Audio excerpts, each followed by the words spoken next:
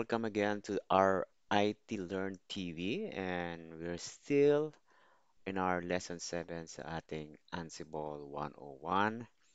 And yung lesson 7 po natin is all about the Jinja.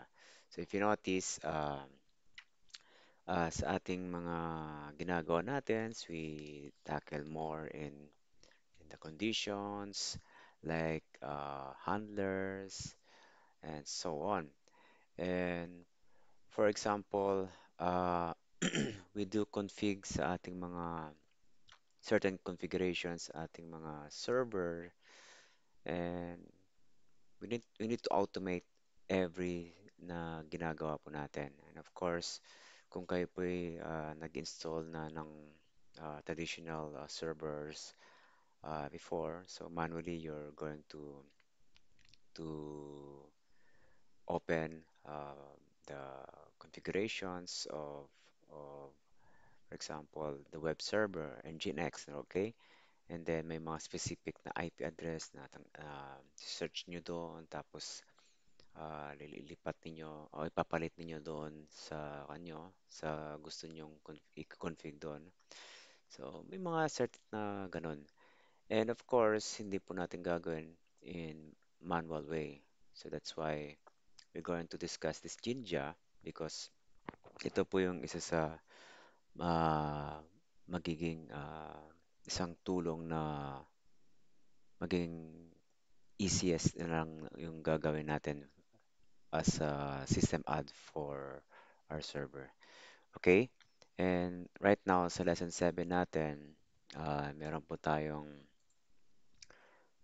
uh, you can also guys check my repo sa repo ko sa aking GitHub. And nandito na po tayo. And we're going to discuss that, okay? And paano po tayo magsa-start on this one? And of course, I created lesson 7 na blank. And isa-isa po natin siyang gagawin right now. Okay? And I'm going to open my terminal. So sa ngayon, we're going to open first. Copy lang natin to guys yung ating inventory, which is uh, same pa rin kung ano po yung nasa loob ng inventory natin. Yung host name po natin, which is server. So magko-connect po tayo sa ating virtual na machine na server po natin, which is yung ito guys. So dito, papasok po tayo dito. Kukonect po tayo dito. And dito po natin gagawin yung ating ah, playbook po natin na iraran natin. Okay? So, right now, uh, nakita na ninyo to before. So, no need for that to to tackle more on that. So, we go to the roles. So, and then, sa roles naman natin is we going to uh, put a folder again na which is yung ating roles is to install Nginx. Okay? Then sa loob ng Nginx natin, meron po tayong isang task again na folder at main dito. Okay? Main.yaml. Okay? At sa loob po nito, uh, lalagay po natin yung ating isang task which is yung pag-install ng web server because I'm going to again to become a sudo for us to install these packages sa ating Nginx. And the next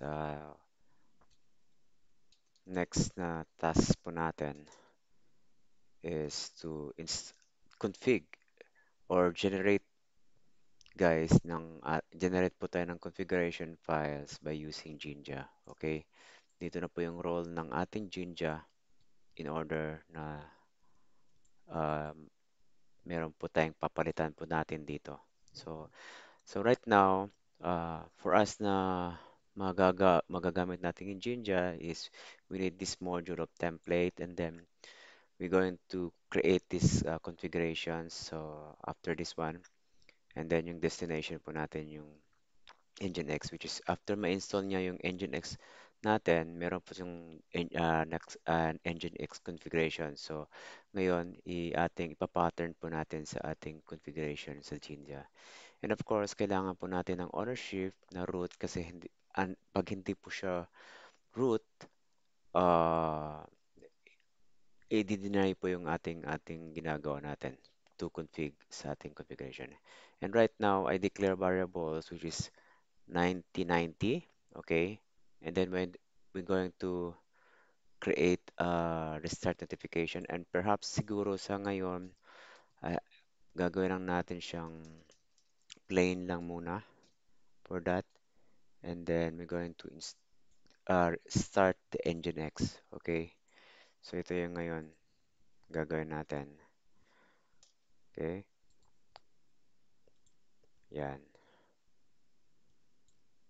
Mamaya, malalaman natin to kung mag-error. So, if you have an own editor dito guys, so at least pakikita nyo yung ating alignment na naka-ended po siya. Okay? That is the main for sa ating main na YAML under sa ating roles and Nginx. Okay? And then, as sa sinabi ko nga, ay meron po tayong nasa loob na config sa ating task. Okay, maglalagay po tayo ng this one. Yan. Tapos, paste natin siya dito. Yung Jinja natin. Okay. And then, ano yung sa loob ng Jinja natin? It's the same po sa ating lagay na function sa ating Nginx. So, for example, dito is ang ating port ngayon is gumawa tayo ng double color braces na server port, which is ang nilagay po natin, di ba? Na wait, hindi dito sa variable yun guys.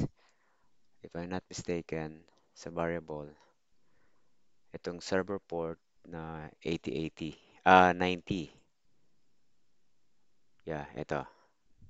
So ito, bumuo po tayo ng variables dito. We declared variable seal at dito po ipapattern niya. Okay? Kasi ilalagay po natin, mare-reference po siya dito. Okay? And then yung server po natin name, of course, localhost. And then meron po tayong root na the var www and html. And then ito yung index. Okay? So save po natin to siya guys. And then, so tapos na tayo sa ating task ngayon. Right now, ano po yung itsura ah, ng ating Ansible template,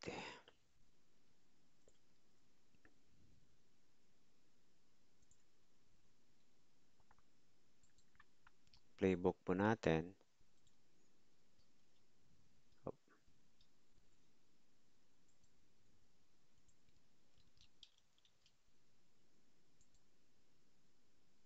Okay.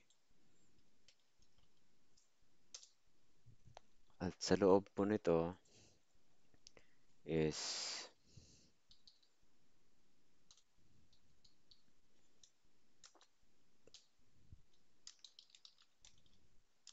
example or Ansible playbook for handler.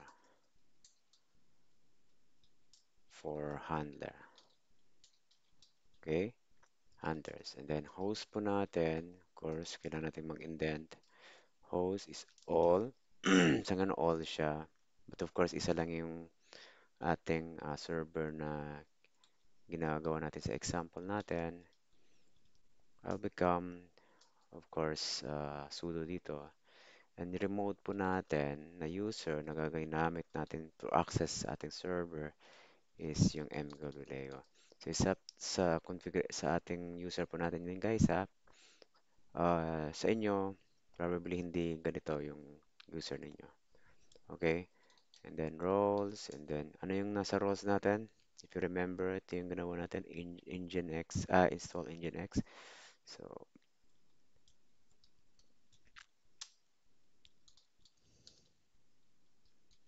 Nginx. Okay?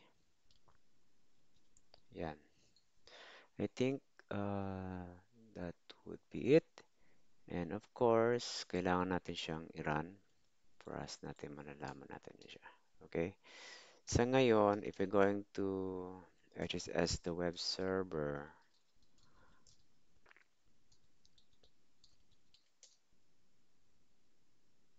okay, yung sinasabi natin dito na uh,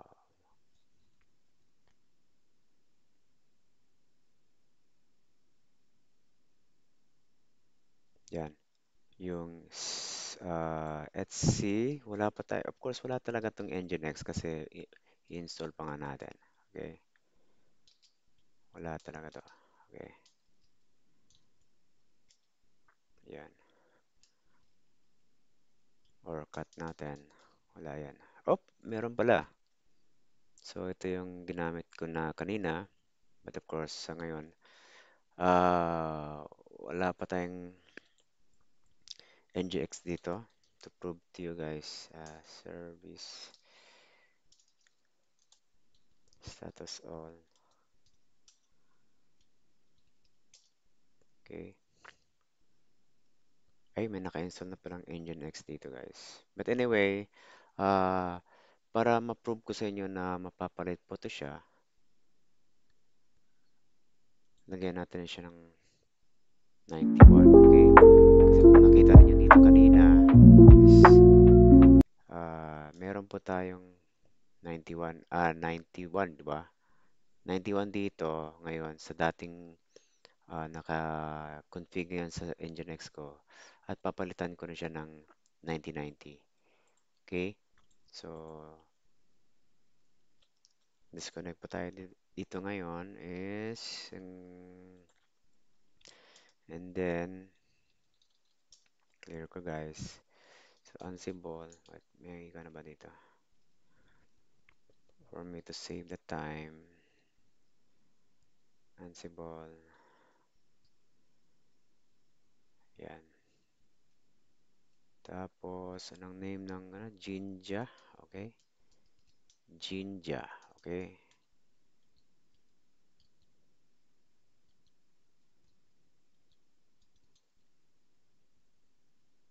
Oh, wait. So, hindi tayo pasok sa lesson 7. Okay. So, yung command natin for this one is Jinja. Okay. Tira natin siya. Yan.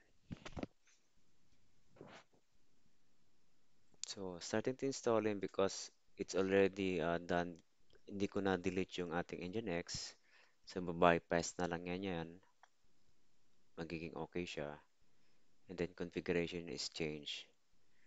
Ngayon, enable to meron siyang certain na nagawa po natin dito is uh, but of course ito uh, naging failed na lang siya no but kasi hindi wala nga siyang restart dito eh for restart sa restart po natin to but ito yung ginawa nating Jinja na template nag-epekto siya sa ginawa nating pag-add ng variable.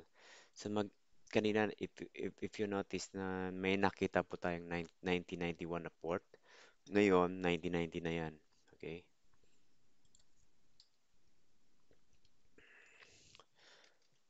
Check natin sa web server again.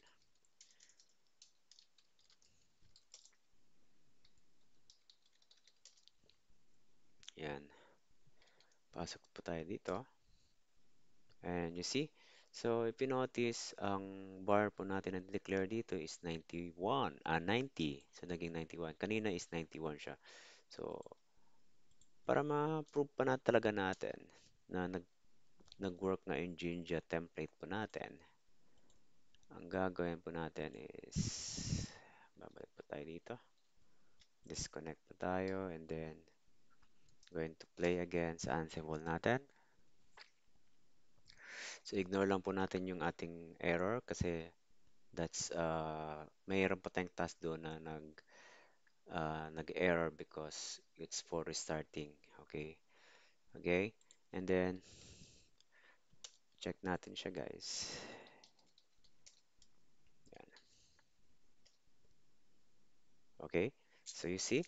So that's how useful yung ating Jinja here sa ating Ansible. Okay? And perhaps medyo malawak tong ating Jinja because we can do anything here sa Jinja natin kasi meron po tayong pwedeng gawin dito. Like for example, we iterate something here sa ating mga kinakonfig natin. Okay? And so much more. So, yun po yung meron dito sa ating Jinja. So, pag binasa natin yung Jinja natin is uh, template siya integrated sa Ansible natin that enable us to create a dynamic configuration files and script. So it allow you to use variable, like I said, variable ang in example ko dito. We can do loops here, conditions, and other no filters, customize files based on instructions requirements po natin. So bakit po natin gagamitin yung Jinja to our Ansible? Because dynamic file generations, meaning templates enable you to dynamically generate configuration files, and then it also reduce repetition using variables, loop prevent redundant code, okay? And also flexible automation. So customize configuration per host, environment, and services. So marami po tayo dito, guys. And perhaps ito lang po yung isa sa basic na bigay ko na example on declaring variable in the Jinja. Okay? And perhaps these tutorials help you guys. And if you are interested more on the topic on Jinja, so we can also have that in our probably sa mga future na video po natin. Okay? And yeah, so I think this will end sa ating basic lessons po natin sa ating 7, sa ating Jinja. Okay?